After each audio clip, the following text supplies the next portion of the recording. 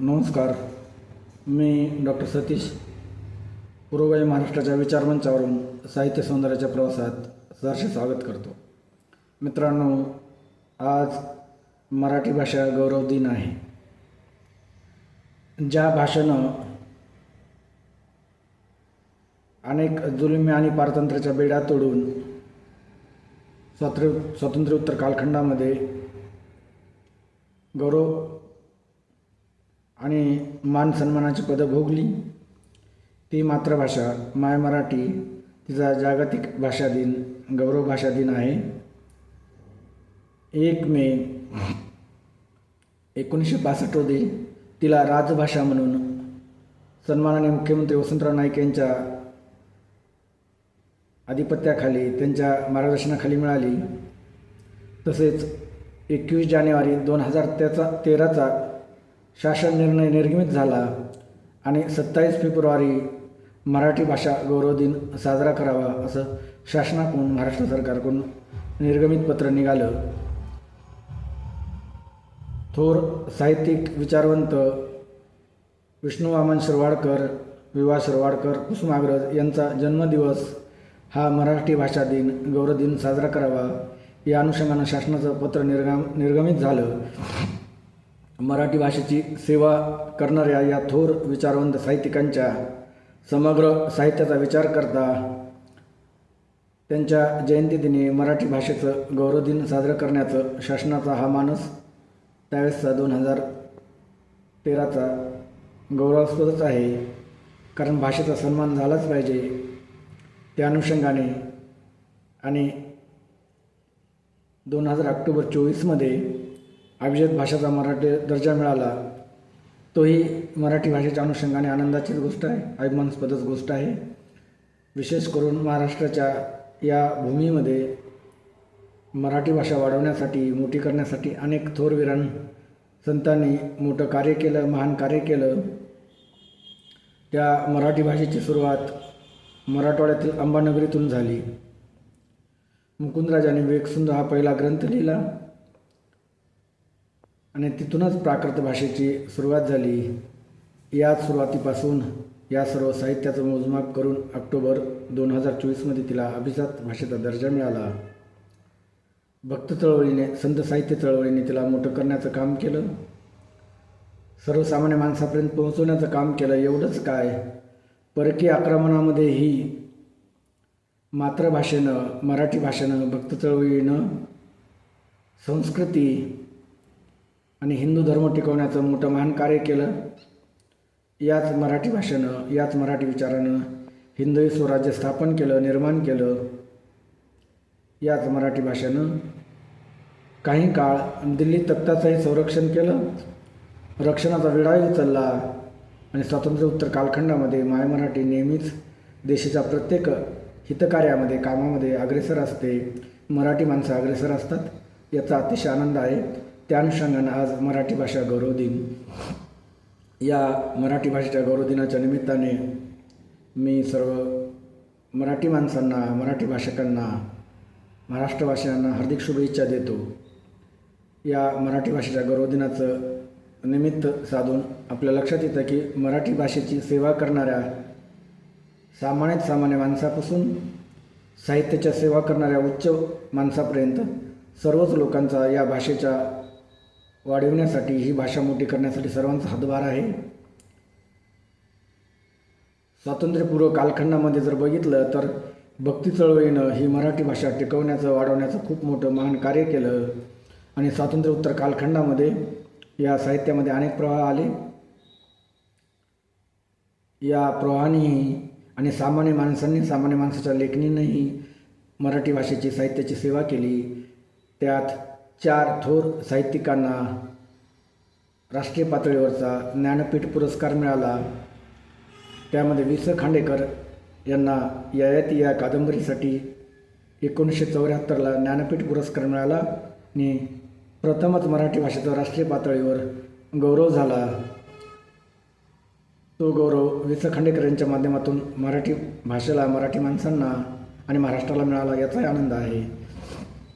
त्याचबरोबर विवा शिरवाडकर यांच्या विशाखा या काव्यसंग्रहास 1987चा ज्ञानपीठ पुरस्कार मिळाला आणि समग्र कुसुमाग्रज यांच्या साहित्यसेवाच्या अनुषंगाने हा पुरस्कार त्यांना मिळाला आणि मराठी भाषेला राष्ट्रीय पातळीवरचं दुसरं मानाचं स्थान दुसऱ्यांदा मिळालं ते कुसुमाग्रज यांच्या अनुषंगाने, विशाखा या काव्यसंग्रहाच्या अनुषंगाने.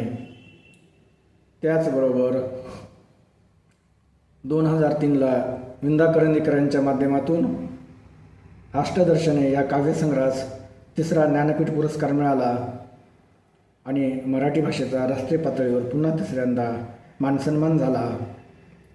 2014ला भालचंद्र नेमाडे यांच्या हिंदू जगण्याची समृद्ध अडगळ या कादंबरीला आणि समग्र साहित्यसेवेला ज्ञानपीठ पुरस्कार मिळाला आणि मराठी भाषेला, मराठी माणसांना 4थ्यांदा राष्ट्रीय पातळीवर मानसन्मान झाला.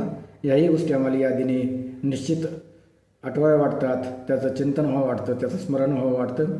या अनुषंगाने मराठी भाषा दिन जो शासनाचा निर्गमित आदेश 21 जानेवारी 2013ला आणि कुसुमाग्रज वि.वा. शिरवाडकर यांचा जन्मदिवस हा मराठी भाषा गौरव दिन म्हणून साजरा करावा, या अनुषंगानं मराठी भाषेचं एक स्थान निश्चित झालं. त्या अनुषंगाने भाषा राज्यभर गौरव दिनाच्या निमित्ताने साजरी होऊ लागली, अनेक विविध उपक्रम होऊ लागले आणि हे 4 स्तंभ ज्ञानपीठ पुरस्कार मिळवणारे हे मराठी भाषेचं आद्य मंदिर असं म्हणायला हरकत नाही स्वातंत्र्योत्तर कालखंडातील. आणि या सर्व मंदिराचे अनेक चिरे आहेत ज्यांनी मराठी भाषा मोठी करण्यात, उभी करण्यात आणि तिचं गुणगौरव गाण्यामध्ये आपली लेखणी झिजवली, आपले हात झिजवले, आपले साहित्य झिजवले. या सर्व थोर विचारवंतांना, साहित्यिकांना मानाचा मुजरा करून मी या भाषा दिनाच्या निमित्ताने अनुषंगाने असणारी साहित्य समुद्राच्या प्रवासात उपकार फेडी माय मराठी या माय मराठीने कधीच कुणाचा उपकार ठेवला नाही. ज्याने ज्याने त्याची सेवा केली त्या सर्व पामरांना, त्या सर्व सामान्य माणसांना त्याला मोठं करण्याचं काम केलं. त्याच अनुषंगाने आज आपण साहित्य सौंदर्याच्या प्रवासामध्ये उपकार फेडी माय मराठी ही कविता बघणार आहोत. उपकार फेडी माय मराठी.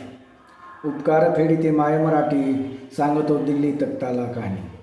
उपकार फेडी माय मराठी, सांगतो दिल्ली तख्ताला कहाणी.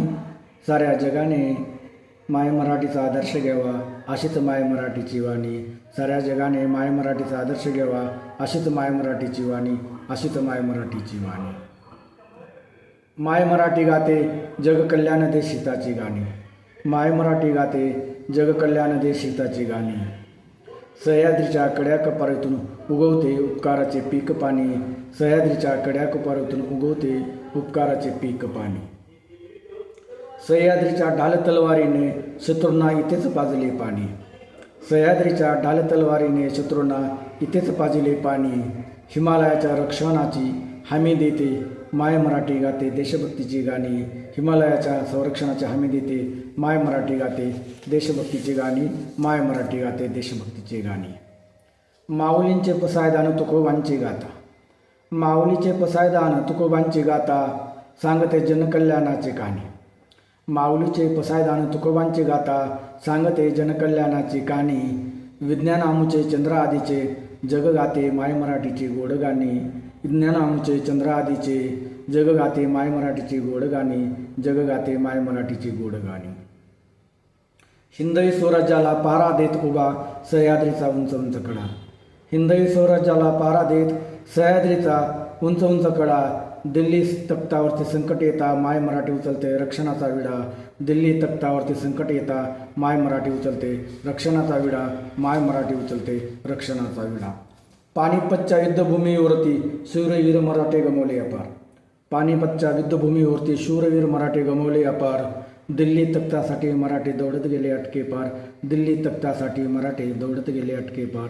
दिल्ली तख्तासाठी मराठे दौडत गेले अटके पार. हजारो वर्षाचा इतिहास सांगत उभा मानवतेचे पंढरपूर. हजारो वर्षांचा इतिहास सांगत उभा मानवतेचे पंढरपूर. हजारो वर्षांचा इतिहास सांगत उभा मानवतेचे पंढरपूर.